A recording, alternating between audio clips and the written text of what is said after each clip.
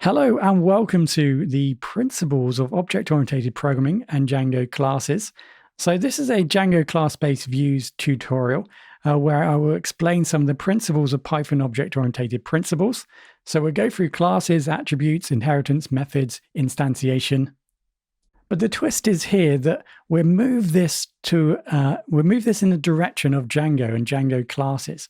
So we'll kind of feed in slowly Django classes. So you'll get to learn object-oriented principles and Django classes kind of at the same time here. So eventually we get to a point, once we go through some of this basic information, information, we'll get to the point where I'll explain what super is. And hopefully at that point, you'll have such a clear idea what super is, you'll never need to read or look at any other information ever again to understand how super is being utilized. Then we move on to overriding class methods. So hopefully these principles are going to allow you to understand how class-based views are, or the generic class-based views are being utilized in Django, and this idea of inheritance and multiple inheritance, which I'll explain as we go through. This, of course, all feeds nicely into this idea of mixins. So I don't really take you through what mixins, I don't really give you any examples of mixins at the end. I just feed you into the idea of mixins, which we'll leave to another tutorial because the tutorial got quite long at this point. So we'll definitely leave it to another tutorial. But at this point, you'll have a better understanding, hopefully, of what mixins are. And just on the last point, I'd love to get your feedback and feelings and thoughts on this tutorial. If you do go through the whole tutorial, for example, to better understand where areas where I might be able to improve upon or change or add to, so I can improve this tutorial. So before we start, this is the code that we're working from. This is just code that I've downloaded from the Building the Blog series. You can see that we have some URLs. So we have this default URL for the homepage.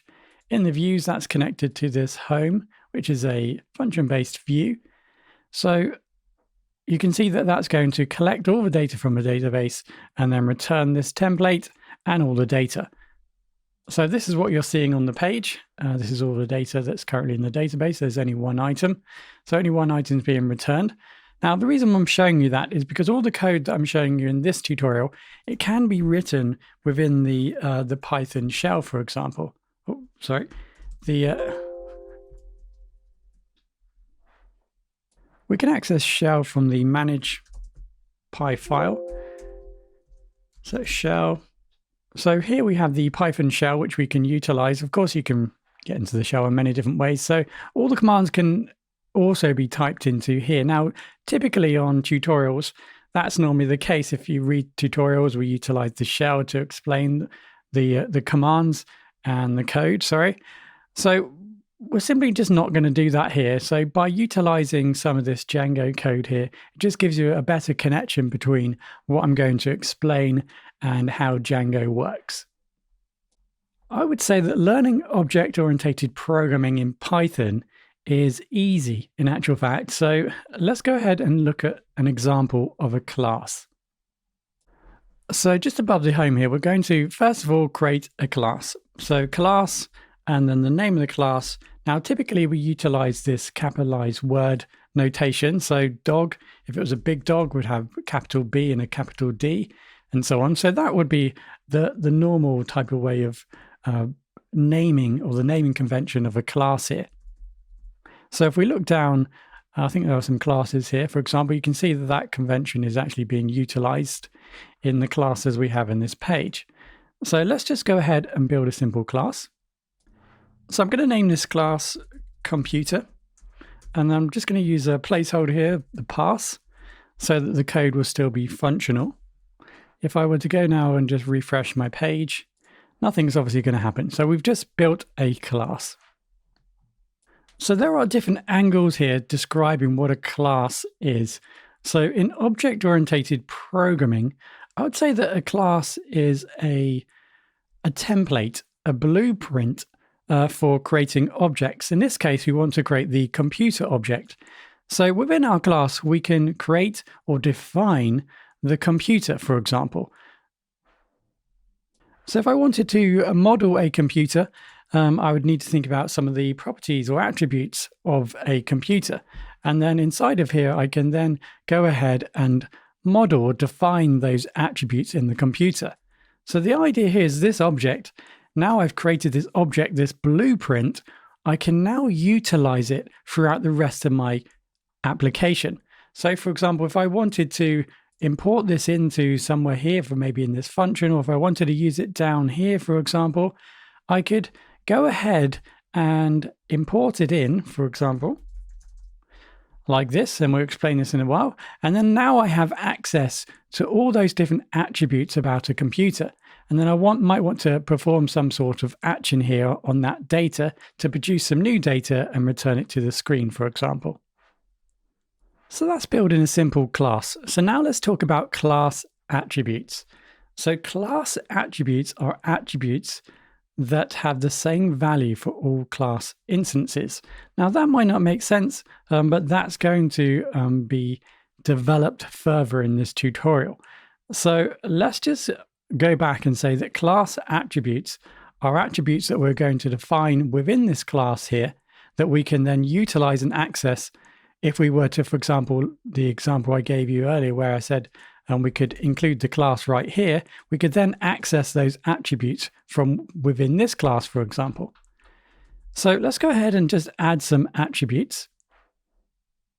So the reason I started off with computer, because I wanted to get you into this idea or thought process that when we define class attributes, typically these are attributes, or we could just say variables, or information or data that we set up that provides information about, in this case, the computer, that we can say would be the same for all computers.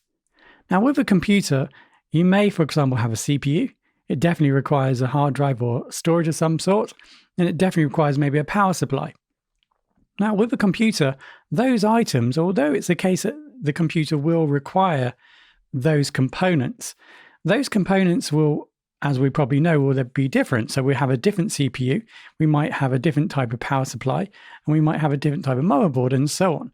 So with class attributes, we're looking for an attribute which we know that we can utilize that would define this class more specifically. So this is typically why simple examples of object-oriented program normally start with, for example, animals. Because if I were to change this into a dog, for example, now I could say pretty comfortably that dogs would have 4 legs. So remember, we're building a blueprint here.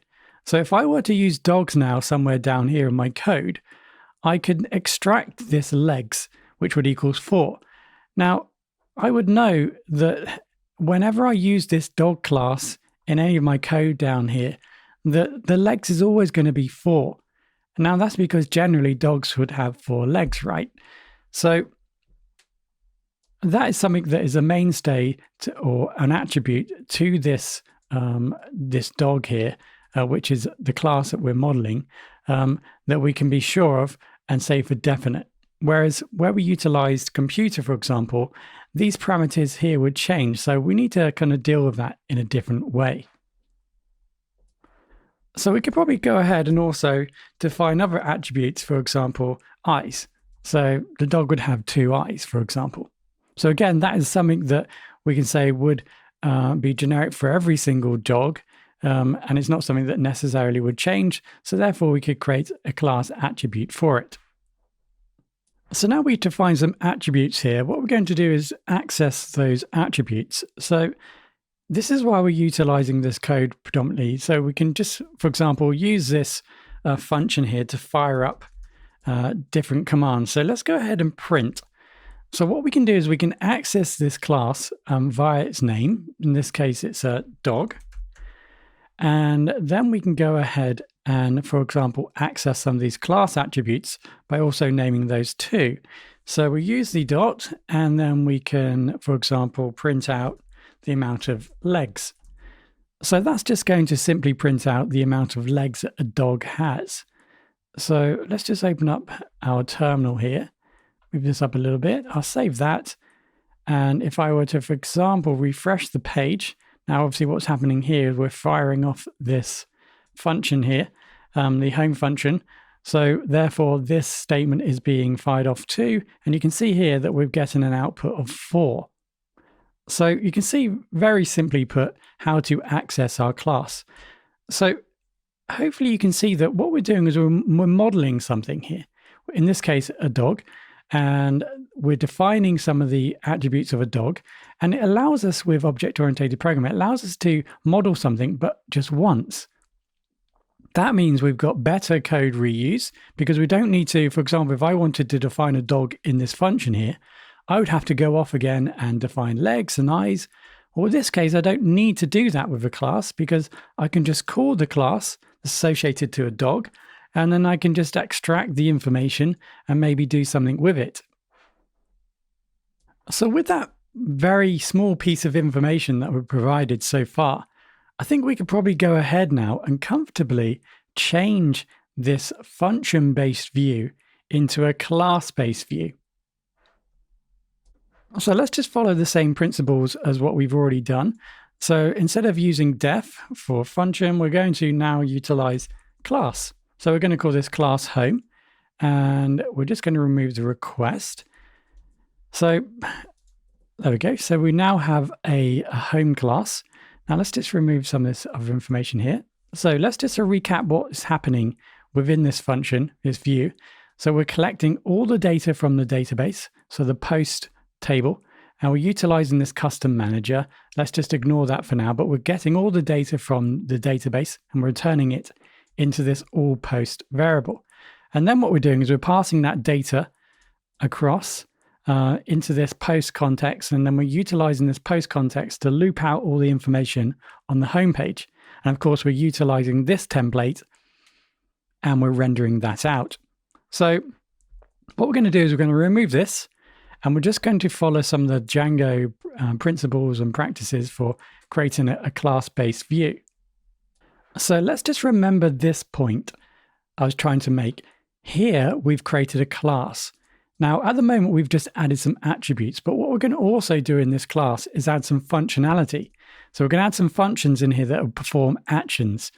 Now, what we have in Django is we have pre-existing, pre-generated classes which we can utilize to actually perform operations for us and to perform functions and to actually do things for us without having to code it ourselves. And that's what essentially are the Django class-based generic views. Now, I do have some other tutorials that you may have already seen on class-based views, and this kind of follows on after those tutorials. So maybe you already have an idea of class-based views. So this list view up here, this is a pre-existing class that's been generated, which has access to the functionality that will basically take instructions in that we provide it and then output that into what will be what we see on the screen here, as we had before, but with the function view. So let's just go ahead and now include this into our class. So this is going to be ListView. Now, what we can say here in actual fact, because we're building a class and then also we're connecting, this is another class, what we're doing here is something called inheritance. So this is a process by which one class, our class that we defined here, takes all the attributes, remember these are attributes, and methods, which we haven't explained yet, but methods are basically the functionality within the class that performs some actions.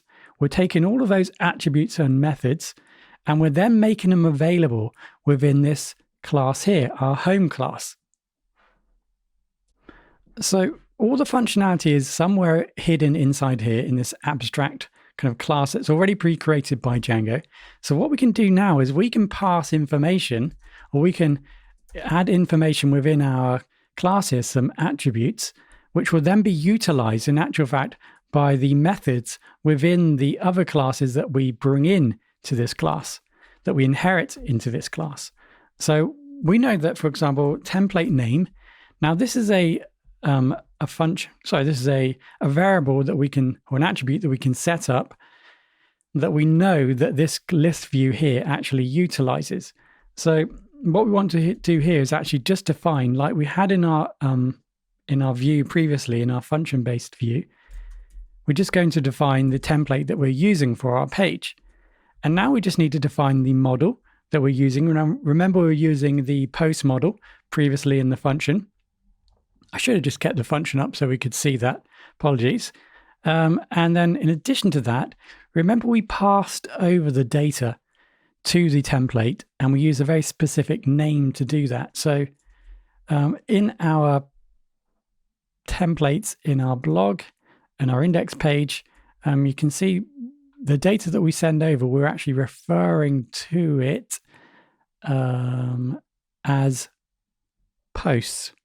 So we're sending the data across to this template and we want to refer to that data as posts. So that's where all the data has been held from the database. So let's go ahead and set up what is a context object name.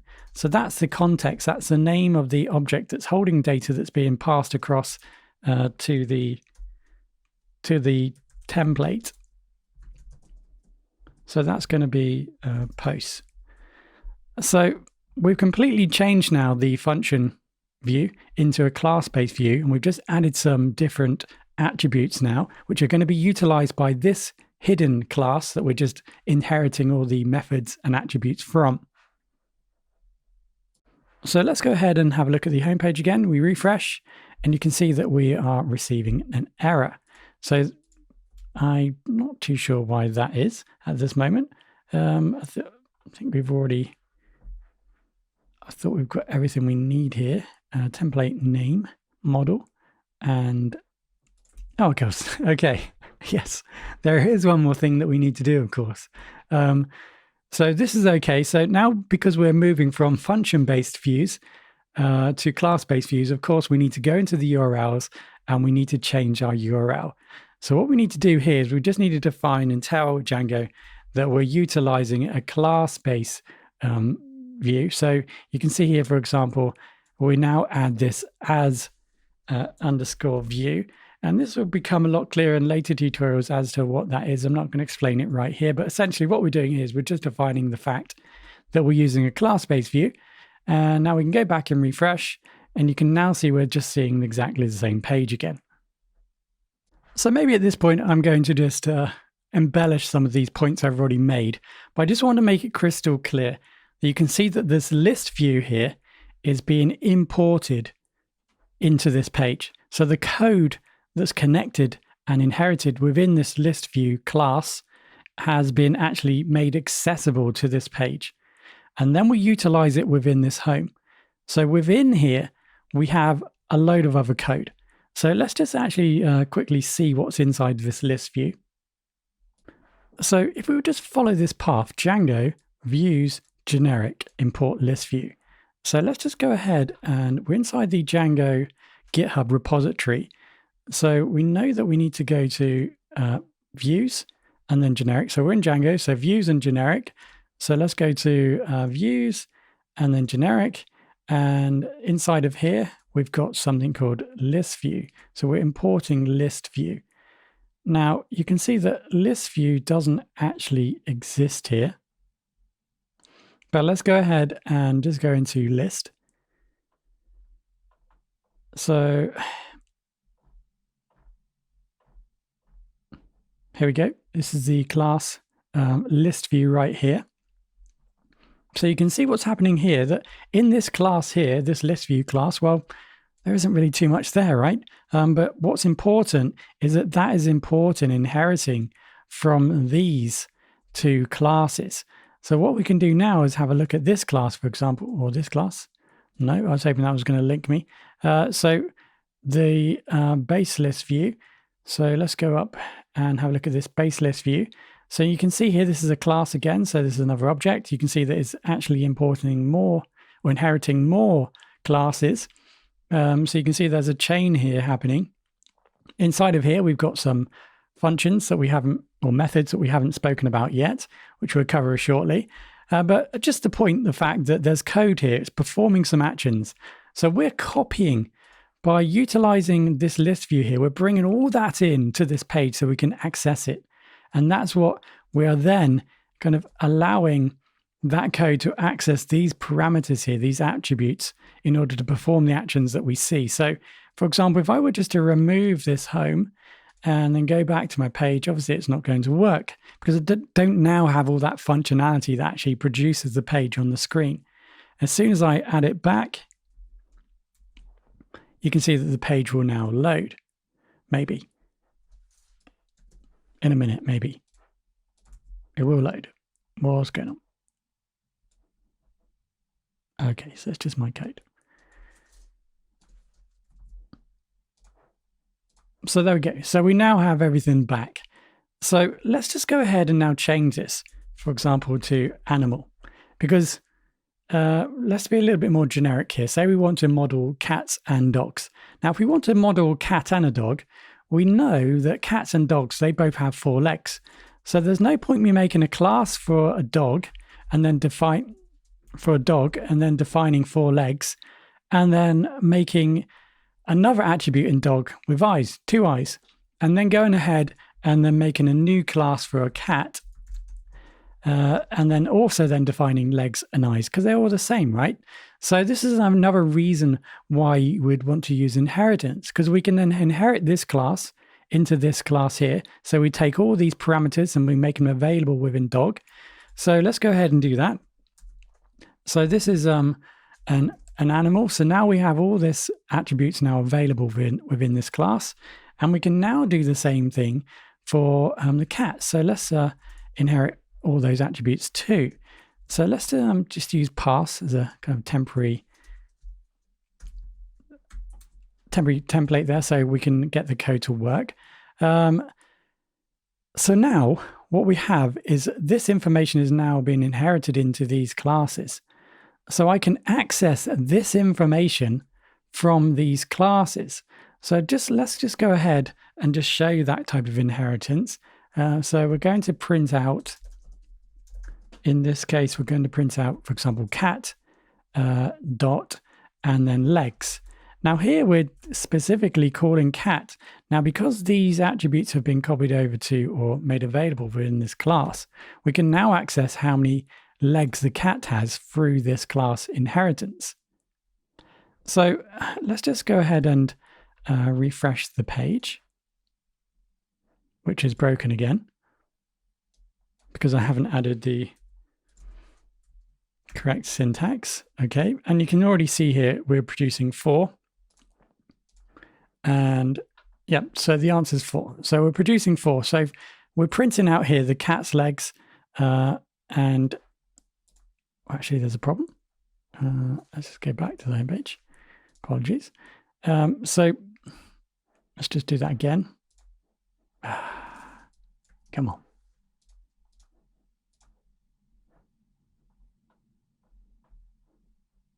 Apologies, not very clear. Refresh. Okay, so it's just here, it's 4. I can guarantee it's working. Everything is okay. So we're receiving 4.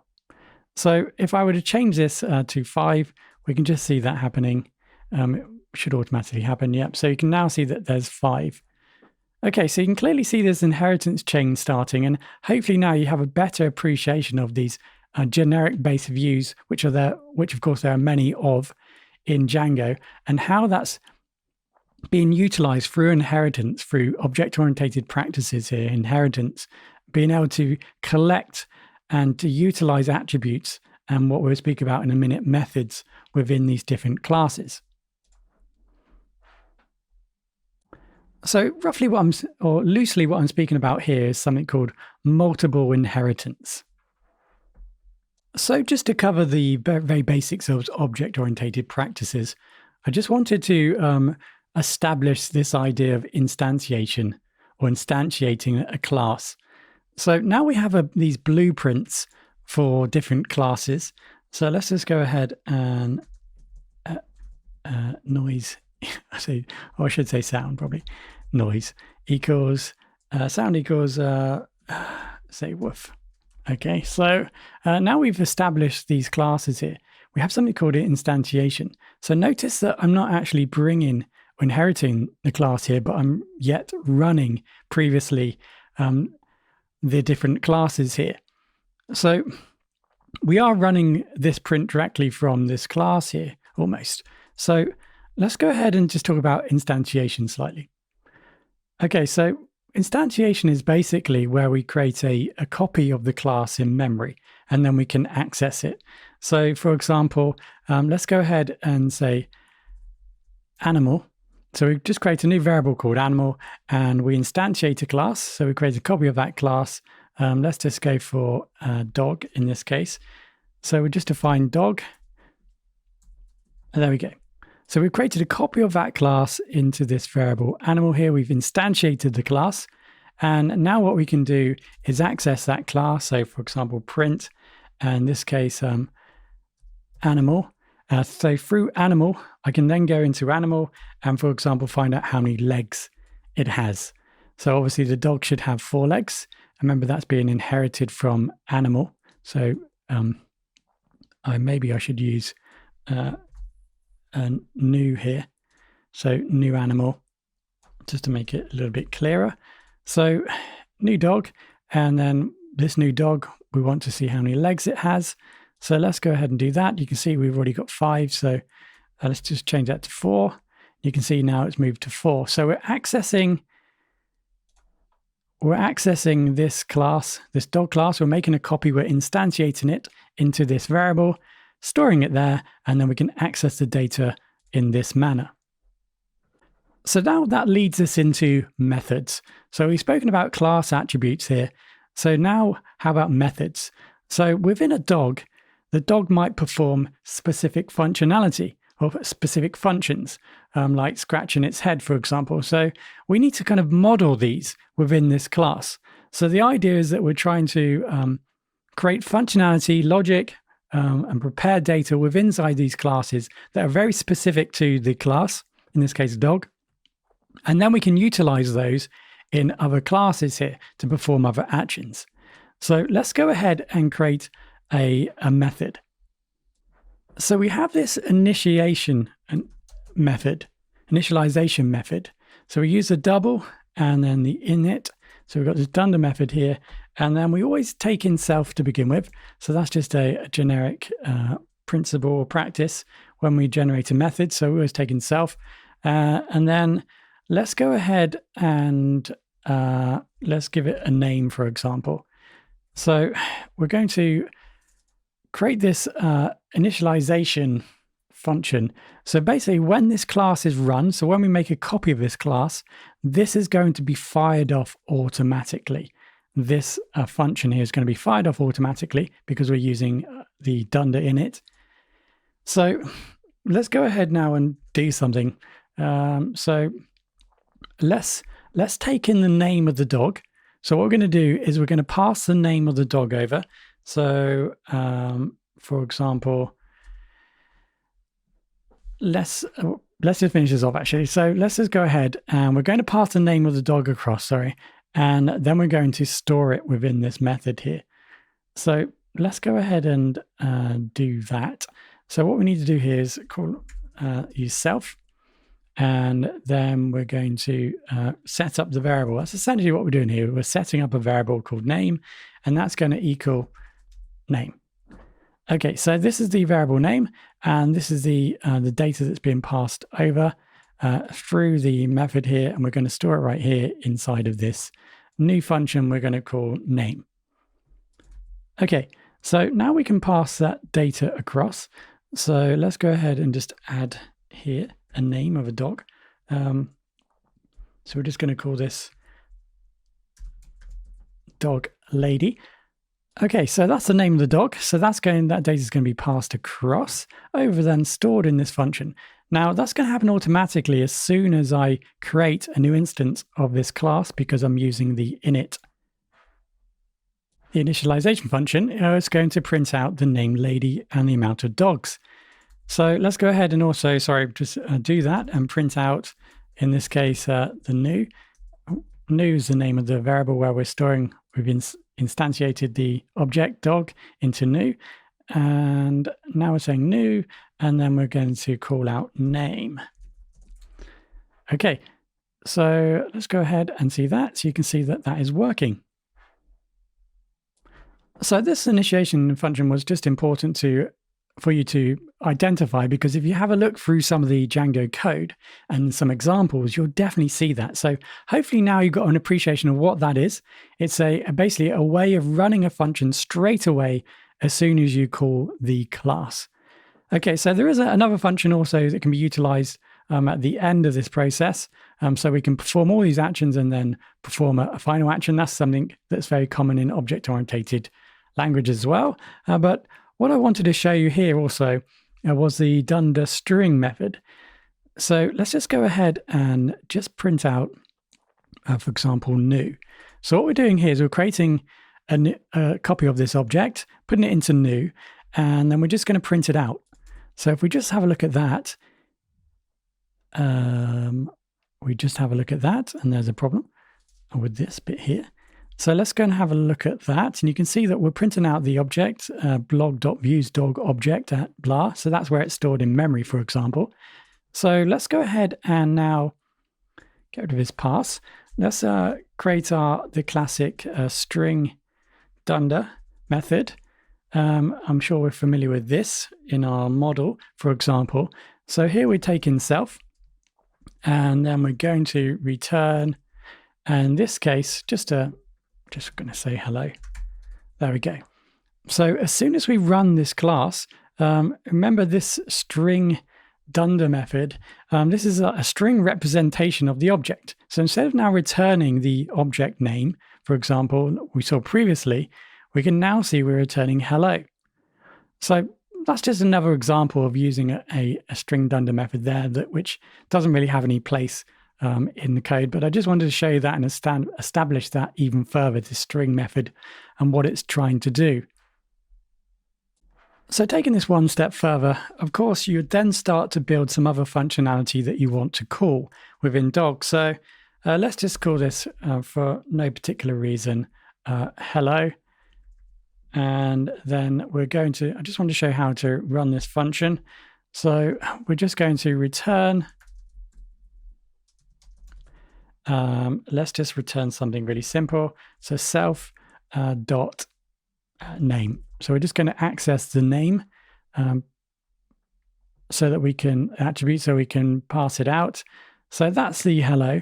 So let's go ahead now and access this. So we create our dog, and now we're going to print out, for example, new dot, and now we need to define what we want to access. So in this case, the function hello. So this is a function, so we're going to need the doubles there. So we've made sure we've got the double parentheses here. Now there is a problem still with this piece of code. I just want you to take a look for a couple of seconds, see if you can spot the error. So I did tell you that it's important to utilize self. So self basically represents the instance of the class.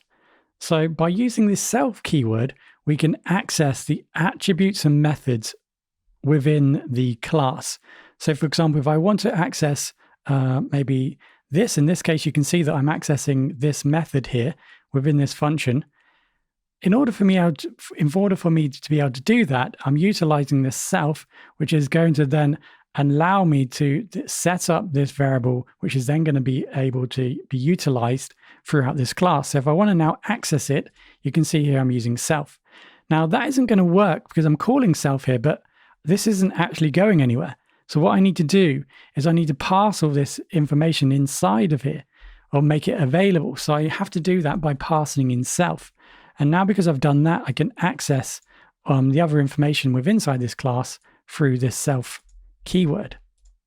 Okay, so now I can access self name. So I should now receive the name. So let's go ahead and do that. So we're just going to refresh the page, which doesn't seem to be working on that page. So we're just refreshing the page. Let's go back into our code. And now we have, it says lady. Now we were trying to return the name, which is the case. So let's just go ahead and just make sure that our initiation, I'll just double check. So yeah, we're just printing out hello, and that's now printing out the name of the dog. So let's just change that very quickly. Notice that it has now changed to as to blah, blah, blah. So we're now just printing out this here. So what we can also do is we could probably just extend this if we want to. So very crudely, we just use this kind of concatenation here. So you can see here by returning self.name plus the I am a dog, you can see that we're now outputting the name of the dog and also I am a dog.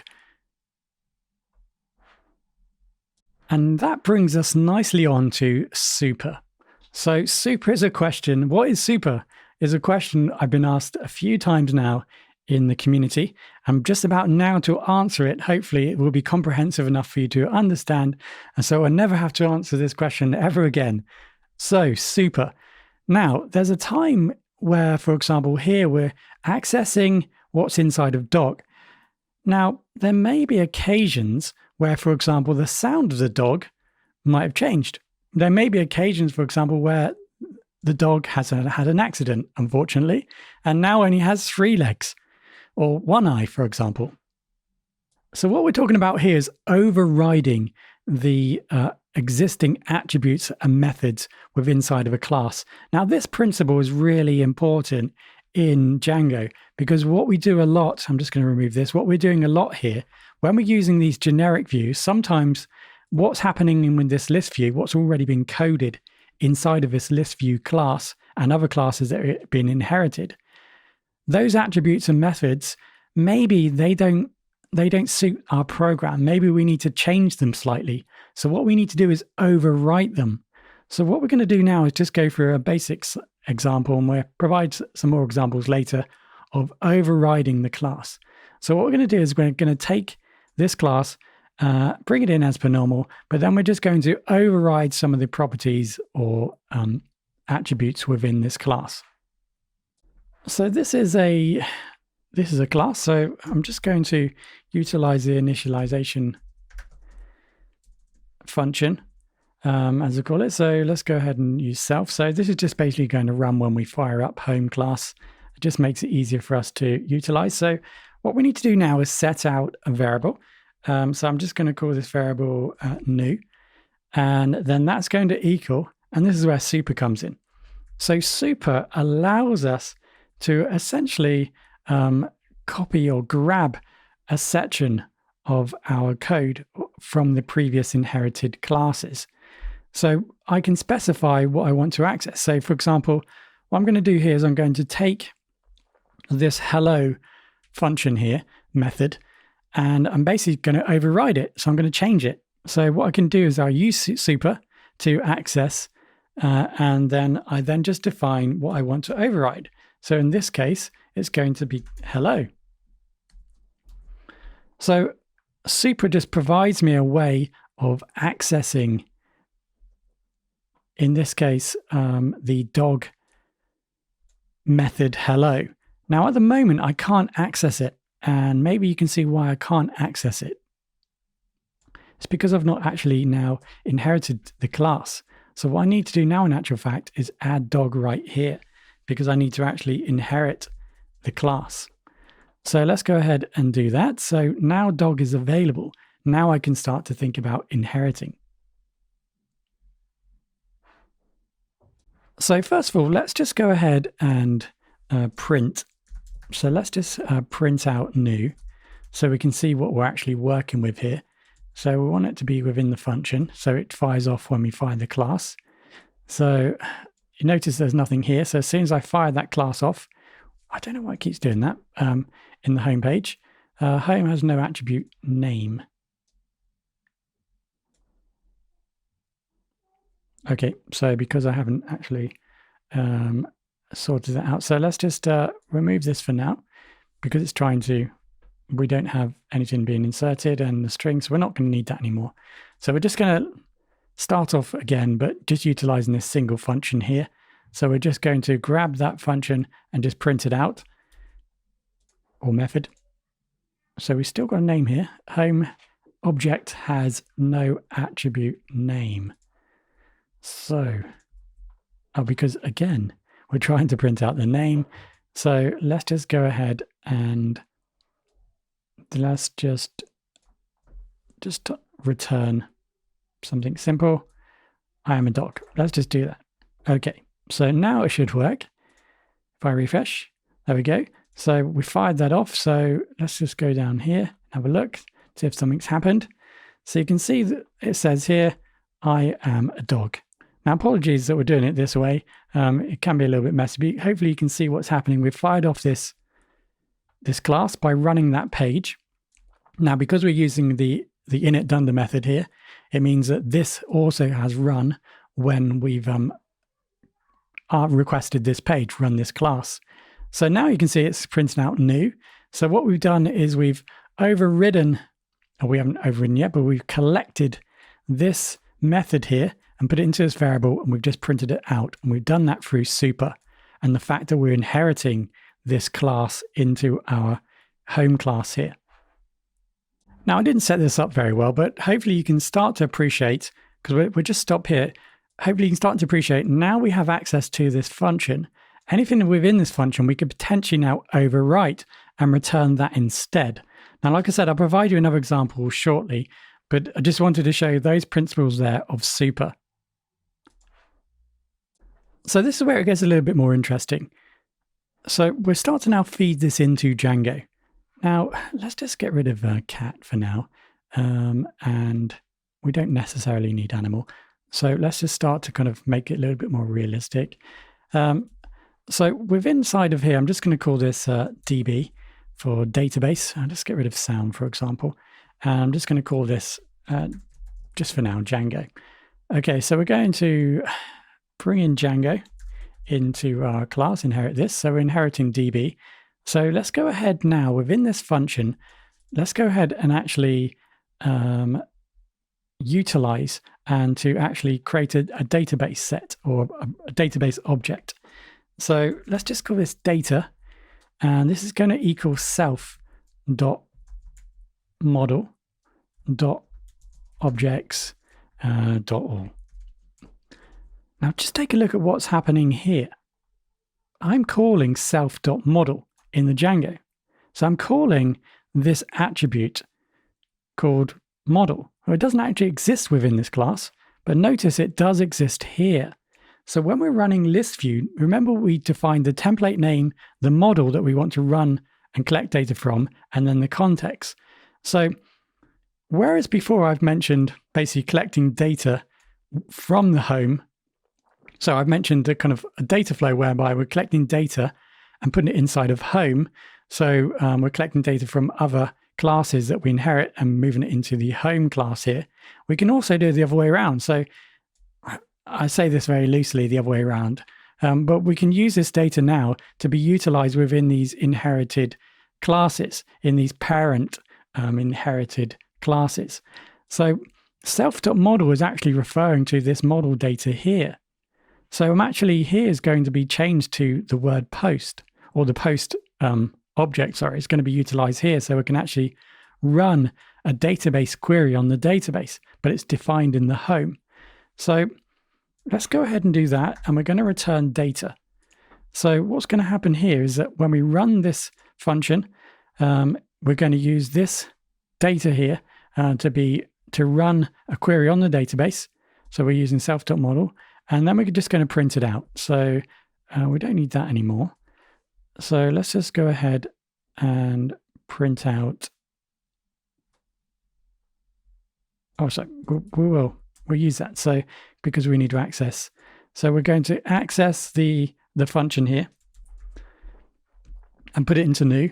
And then what should get printed out is obviously all the data from the database, because all the data from the post model in our database, or the post table in our database. Okay, so let's go ahead and do that. Hopefully that makes sense to you. So we're using super here to access this function in Django. We're then going to use this attribute here to actually run. So that's going to be passed over to here to run the actual database. And then we're just going to basically print it out. So let's go ahead and refresh the page. It's going to go back there. And then you can see that when we look into our code here, a bit further down now, you can see that we're getting a query set. We're returning a query set with two components because there's two items in the database. So that just confirms the fact and is a small exercise of and the principles of what you're writing here and how it then is getting fed and utilized from the list view. So just to reiterate that fact, let's just remove this for now so it doesn't cloud our understanding. We use ListView, and that worked absolutely fine, didn't it? We refresh the page and it works. So hopefully now you can see how these parameters, these properties, these attributes are being utilized by the ListView class and other classes that are inherited in order to actually perform the action of generating this page here and displaying it on the page. We're defining the post, the actual model. Remember, we're bringing the model in here, and our model's referring to the model here, this actual table in our database. So hopefully you can kind of see how this now relates to what the classes that we're bringing in through that simple example. So now we know those principles. What we can actually do now is a real overwrite, but this time of all the classes and maybe some of the methods that are within this class view and other inherited classes. So what we can actually do now is set out a real overwrite. So there's a method here potentially called getQuerySet. So we want to kind of overwrite that.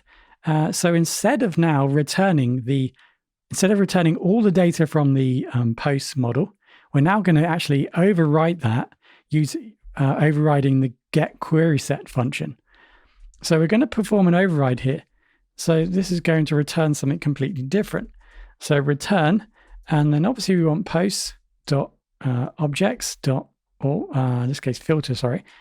So we're just going to filter out data that's in the database. So in this case, we're just going to have title starts with, and that's going to equal, say, I think I had a post here called a new post. I think that's what I had. And then we go ahead and filter that further, of course. A little bit of slicing there. So we're just going to return one item anyway. So there we go. So what we've done now is we've overridden this original function called getQuerySet, and we've actually defined a different return for it. So we're now returning not the initial data that we defined here. So we're just saying all the data from posts. We're now overriding that by saying, no, actually, we only want this data. So when we go back and refresh the page, it does that every time.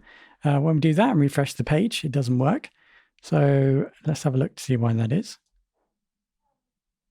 Because I've forgotten that. So let's go back and refresh the page. And now we can just see the one item from the database. So congratulations if you've done that for the first time. That's your first kind of override of the generic class-based views. Now, to fully understand that, you would obviously want to now go into here, into the Django code, and you can now start kind of playing around and having a look at all the different classes. So all these attributes could be potentially overridden, for example, but that's where you're feeding into if you want to make changes to the class-based generic views in Django. So if that was a little bit confusing, because I've jumped from super to this idea of just naming a function. So let me just change this slightly. So let's just do the same thing, but this time we're just going to use super.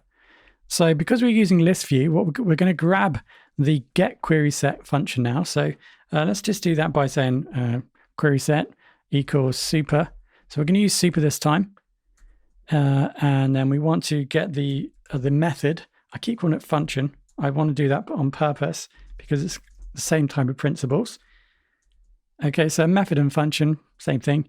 I say that loosely. Okay, so filter. And then we want to run the filter. So this time we want to do it differently. So we're just going to, return the same thing. So what we've done here is we've grabbed the getQuerySet. Now what this is getQuerySet. So this isn't saying running the actual filter. This is just saying get the query set. So this function is based around the idea of getting this query set. This query set is post and also objects.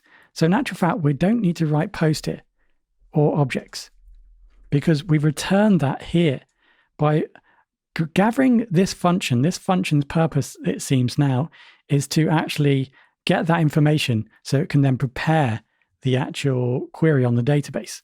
So QS, if I just type in QS here, in actual fact, that's going to be translated to post.objects, and then I can run the query. So I'm just to summarize, I'm using super to access other methods and attributes within the list view, the generic list view. And then I'm getting one of those functions or methods, the get query set. I'm returning the data, which we know is going to be post.objects. That's what this function does. And then we're going to use that data to then finish off our query. So now when I run this, it's exactly the same.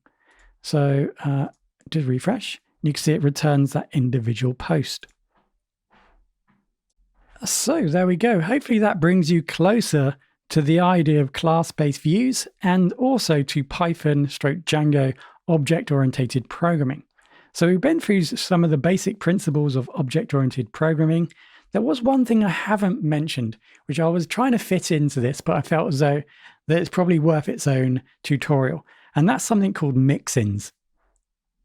So a mixin is basically almost like a normal class, but essentially it's different because a class mixins are classes that essentially they're not designed to be used on their own. They're developed to perform maybe an action which another class utilizes. So let's just take this class, this animals class again. I guess this is lightly speaking a class mixin, because this class is not meant to be utilized on its own. This is going to be utilized by multiple classes, right? So very loosely, this is essentially a mixin class, because this has to be in order to get this to actually contain any value, we need to utilize this method or inherit this method into other classes. So here I would obviously just inherit this in as per normal and then perform actions here. So this is the general principles of what a mixin is. So like I said, I will be covering that in a separate tutorial, and we'll go through that in a little bit more detail and create some different mixins. But hopefully you've learned a lot from this tutorial. If you didn't know anything about object-oriented programming, or if you're wondering about how class-based views generally worked, hopefully I've structured it in a way that makes sense to you. If it doesn't, I would love to know. If you want to leave any comments in the comment section, that would be great to give me an idea of whether this was useful or not.